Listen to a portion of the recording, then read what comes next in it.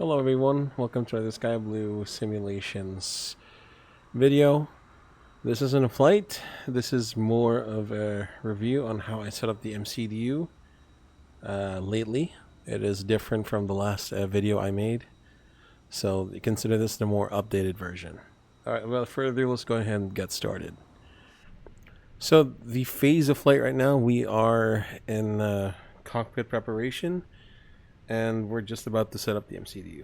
Okay, so it has not been hasn't been set up yet. We're just about to do that.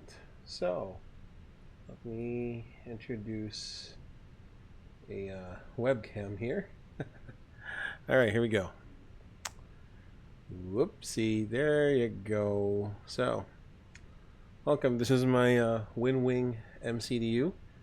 And right now I am sitting on the captain's side, so this is set up for the right side. So we're familiar, if you don't already, we're familiar with the term DIFSRIPP. So I'll get back to that in a second. I do have my navigaph here. We are simulating a flight as a Starflyer 40 X-ray. Actually, the call sign is different. From Fukuoka to Tokyo, Canada. So you need to have your charts ready as well. Oh, what happened there? Your charts and your OFP ready. So it's thankfully enough, the navigaph charts is an integration with the OFP access. All right, first off, let's have this OFP out, shall we?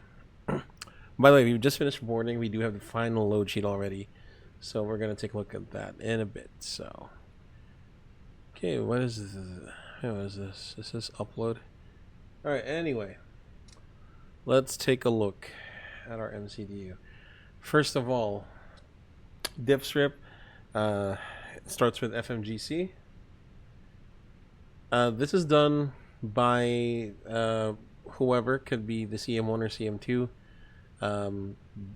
This letter D, okay, the data. We check the aircraft type, A320-200, and the engine type, see if we're on the correct type of aircraft, and if the nav database is current, which it is. So that's the letter D, okay? So it could be the any pilot who does this. In it, so usually before you do the DIFSRIPP, for the cockpit prep, for the PF, usually the from to, the alternate, and the flight number is already filled out.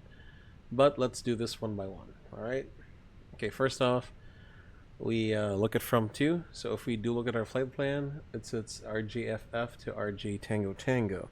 So RJFF slash, okay, RJ Tango Tango, okay, to the alternate, as you can see here, it is RJ Golf Golf, that's Nagoya.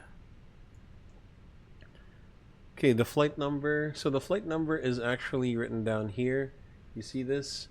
This is different from the flight number in the flight plan and for the flying public. This is your call sign. Your call sign is usually your flight number or a modification of the flight number. In this case, we are Starflyer 40 X-ray. So I'm going to put SFJ 40 X-ray. Continuing on, cost index. What do we put here on the cost index? Here on the cost index, this one. So it's here, crew system CI5, so we're going to put 5 here.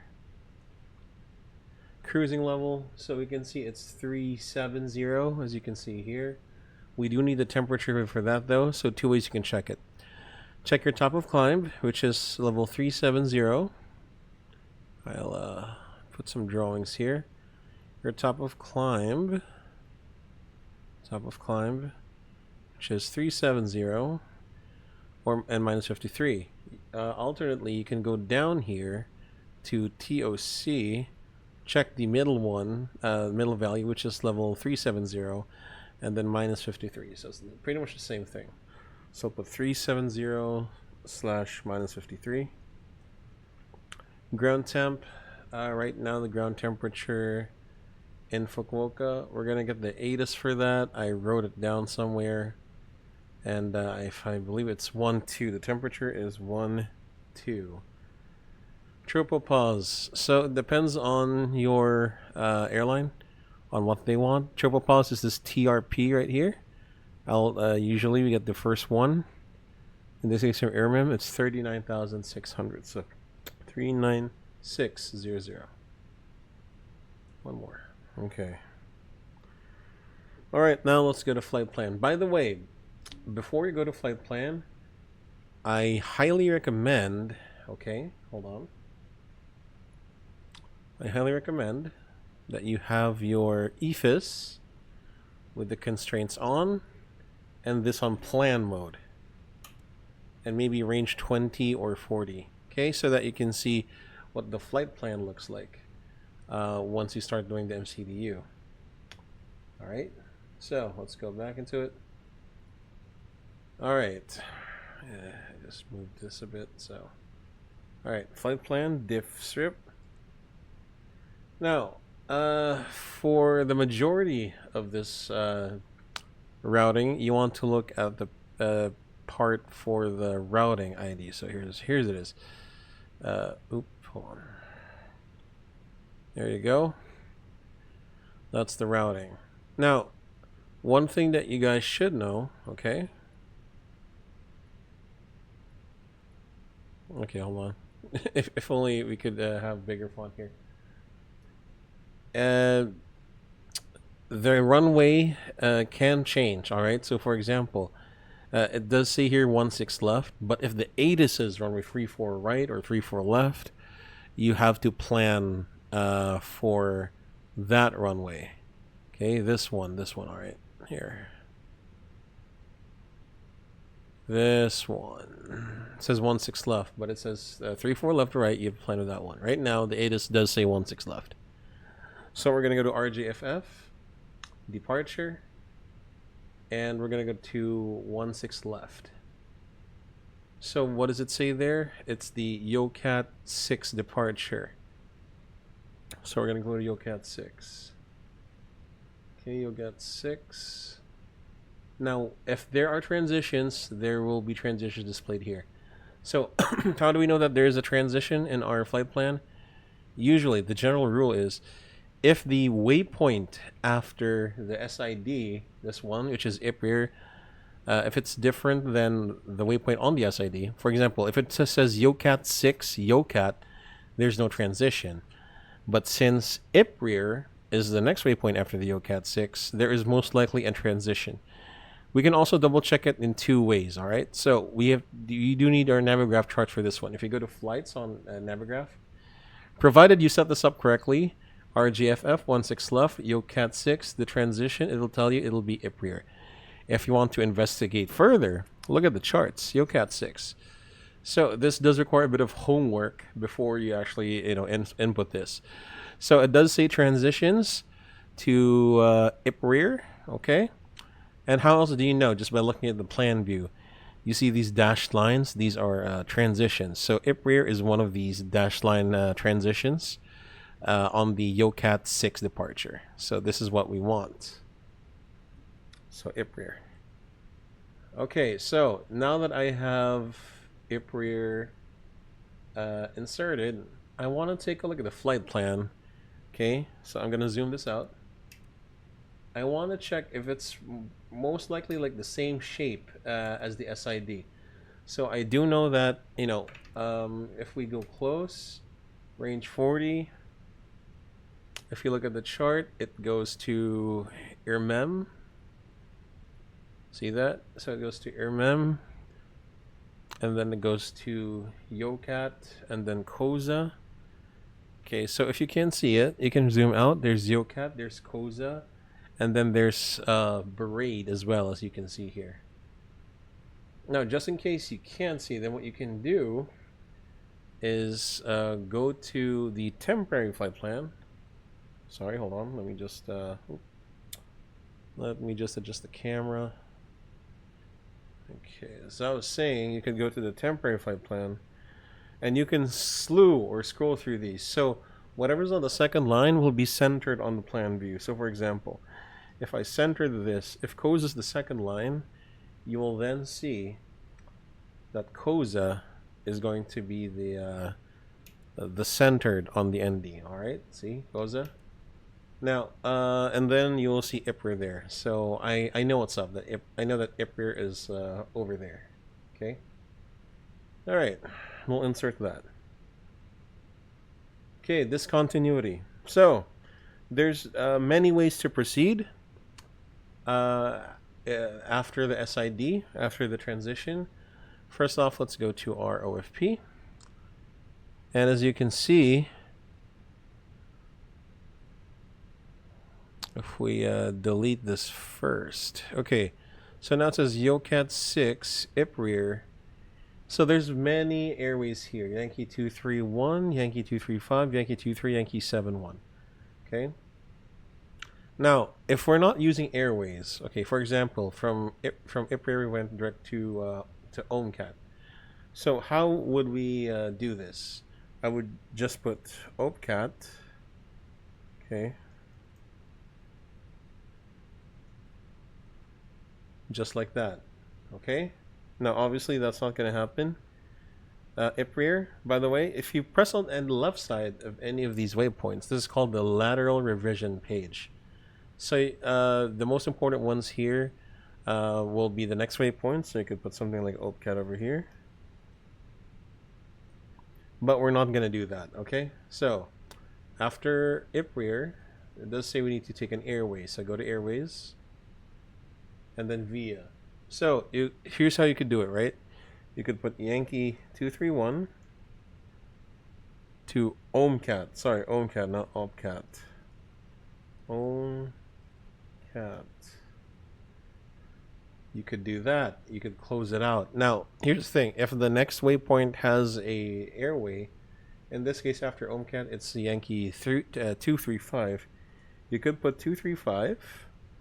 Okay, and then if the next one has an airway, Yankee 23, you can put that as well. And as you can see, the MCDU has already sequenced itself properly. That after Yankee 235, it'll be flute, as it says here. Just be careful with this, guys. Sometimes the two waypoint on the airways can be wrong, so always verify. Okay, so after Yankee 23, it'll be Yankee 71. So flute, Arctic, good. And after Yankee 71, is there another airway? No, it's just the Oshima night arrival. And so you want to close out the airways by putting XAC. Okay. And then insert. Now, roughly, as you look at the plan page, okay, so let's just minimize this for a bit. So as you look at the plan page, you guys want to see if roughly your route goes towards the direction of your destination. In this case, I do know my geography. Fukuoka, if you go eastbound, it goes to Tokyo. So the objective is as you scroll up, so this is how you scroll up, okay? It's going eastbound. And you want to delete any, well, we'll talk about the discontinuities in a bit, but not yet, okay? You don't want to delete this yet because you want to put a arrival route here. So, XAC it says, right? So, here's the thing. As you can see, we don't exactly know the ATIS yet in Tokyo, Canada. This is a plan, but we did look at the weather. It seems it's favoring 3-4 left or 3-4 right. So pick pick a runway. If you have the ATIS or if you have the winds, just pick the most likely runway. Now, as you can see here, it does say on your Navigraph there's approaches available.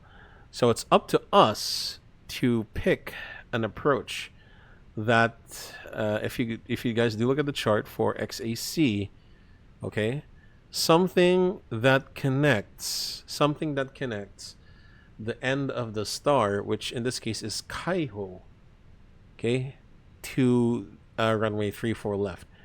And fortunately, Navigraph, being a very modern EFB, it tells us which approach procedures connect with the transition into 34 left. These transitions are your initial approach fixes, your IAFs. So let's say the ILS Yankee 34 left to Kaiho is active. We can change this en route anyway. We press add to route, okay? Now, I want you guys to take note. I want you guys to take note.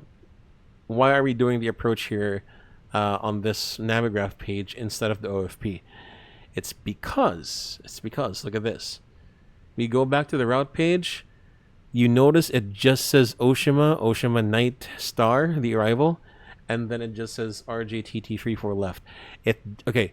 So the OFP will not, I say again, it will not tell you the instrument approach procedure to be used once you arrive in the airport. Okay?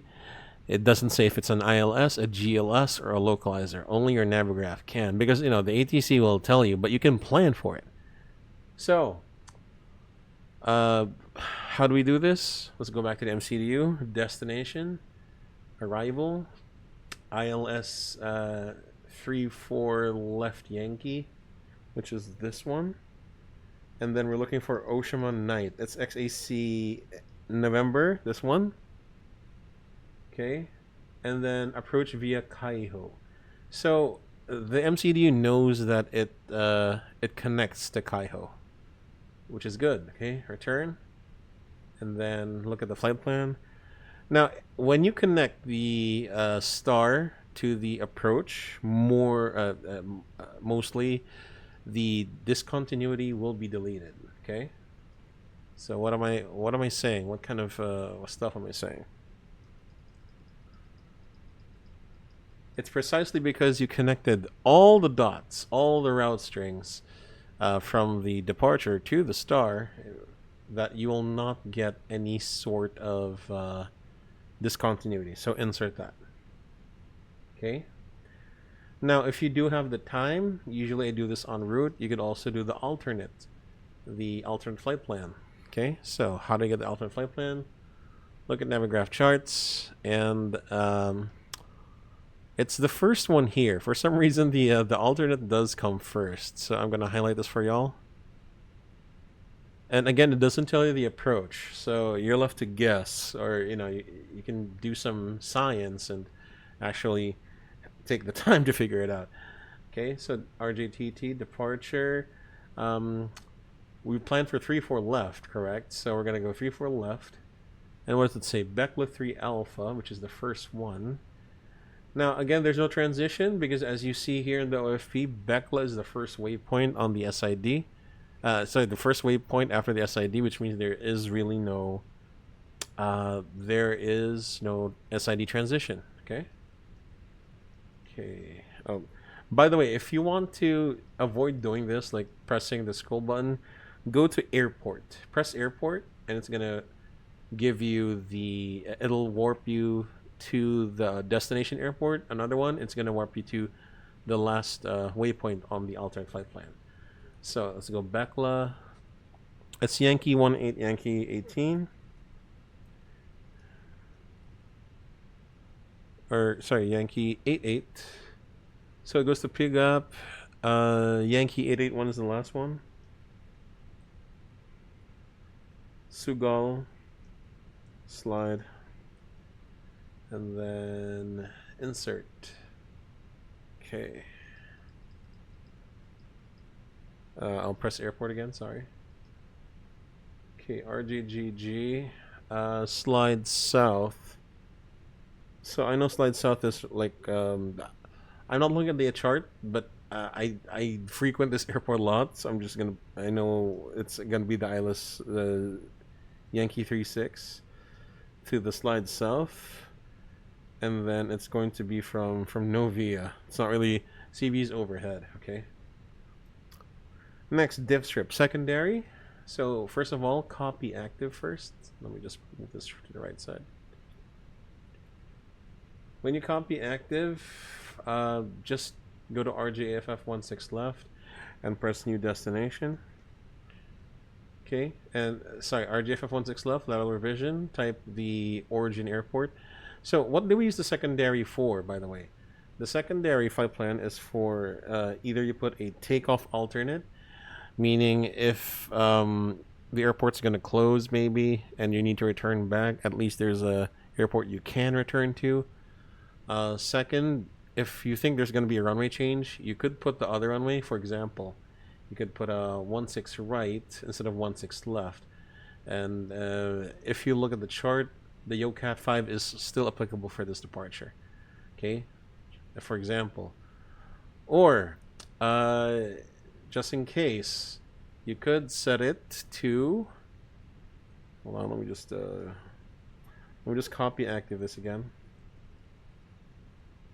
Oh, sorry. So copy active, if you look here, you can set a reland. The most common reason is we want to set a reland just in case something happens to us. The takeoff runway is 16 left for departure for Fukuoka. I do know 16 left is also the arrival. So, and 16 left for the ILS is being used. So we'll put that there. Okay, and that's all you need to do. You really don't have to set this up. It depends on your company if you do have to set it up, maybe because you have an EOS ID.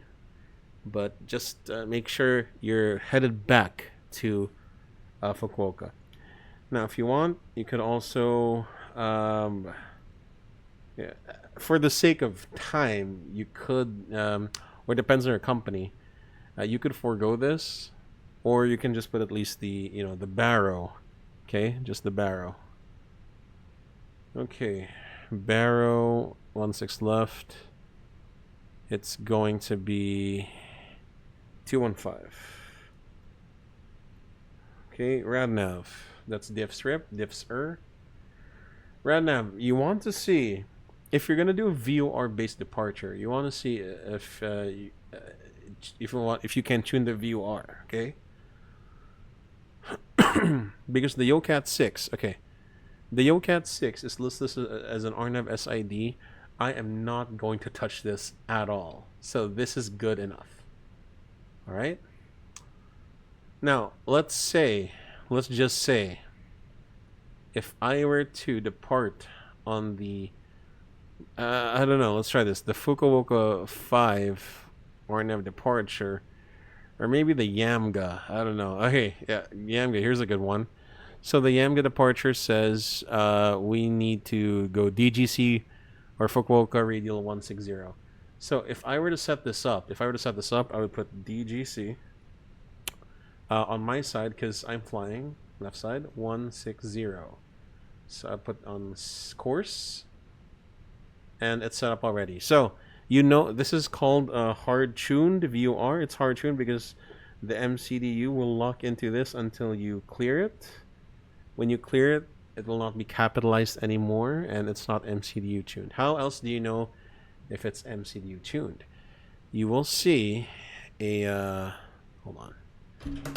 Oh shoot, sorry guys.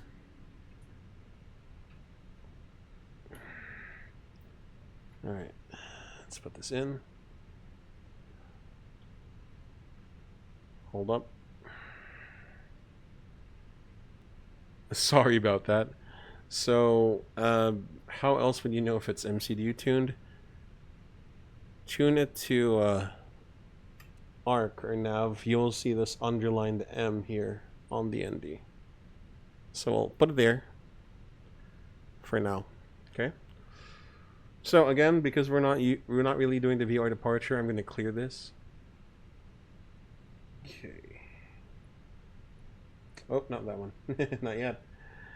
Okay, so next up we're going to DIFSRIPP. So we're going to go for the letter I, INIT B, INIT, and then to access INIT B, press this next page.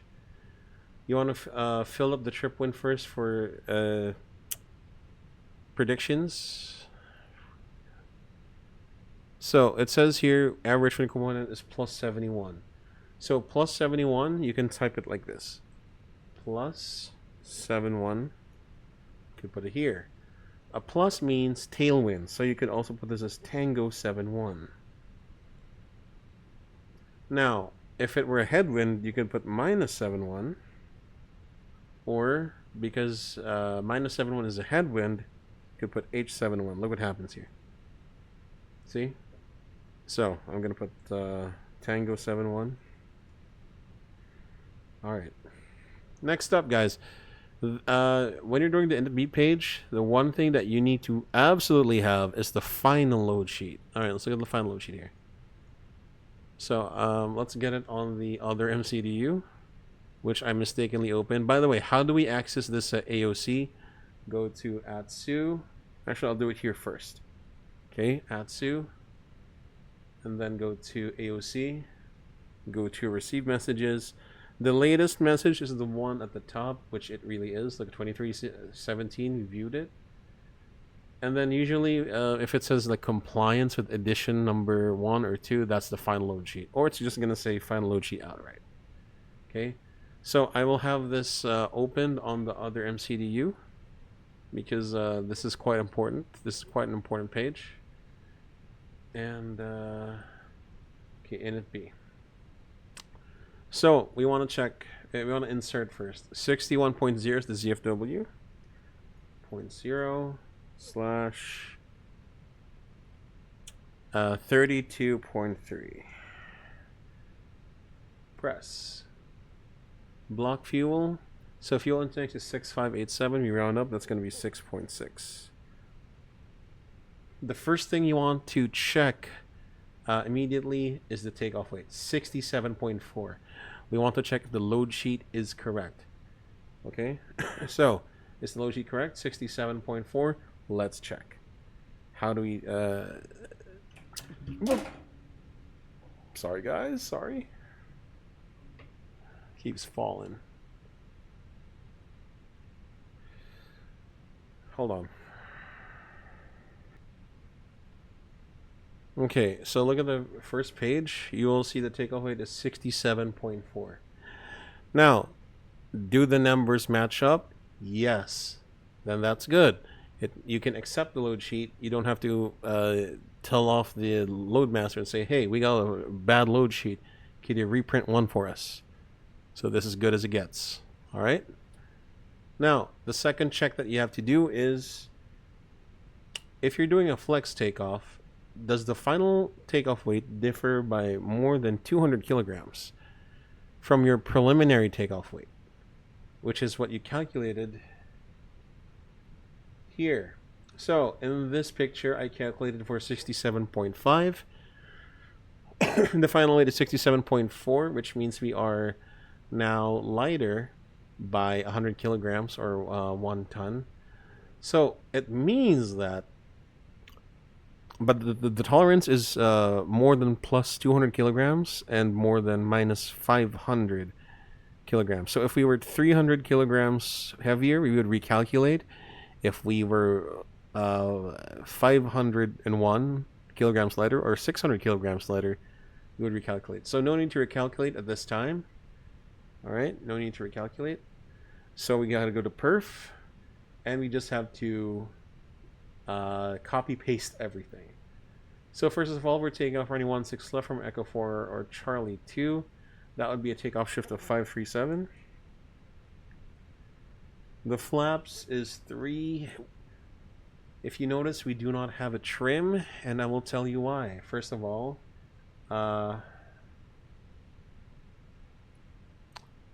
look closely at the MACTOW. It says 30.5.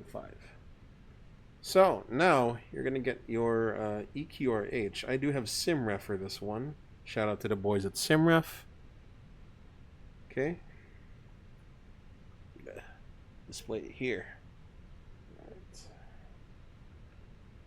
Alright, here we go. Alright, this is my SimRef. So what you guys want to do is you want to navigate to checklists, which is on the upper right side. And then you want to navigate to CG and trim position. Okay. Okay, so trim setting, we want to take a look at this. The MACTOW is, what is it, 30.5, so we're going to type 30.5. Enter that, 30.5, so enter that. And the result is down 0.4. All right. So at this time, I'm just going to put slash down 0.4. Flex temp. Check the photos again. Flex temp is 50. Engine acceleration altitude, we'll leave this alone. This is based on your company. Okay. V1137. V1137. E2141.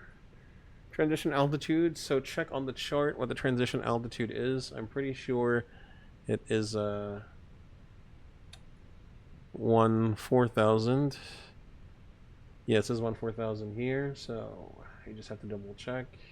It is. Okay, reduction acceleration altitude. So, if the airport has its own NADP, you abide by that first. If none, then it's company NADP. Here in Fukuoka, we do have a noise abatement chart, and they do they do something called the steepest climb procedure. If I remember correctly, the steepest climb procedure is reduce at 1,500 AGL and accelerate at 3,000 AGL. So I do know that the airport elevation Fukuoka is 30. So we're going to type it like this. 1530/3030.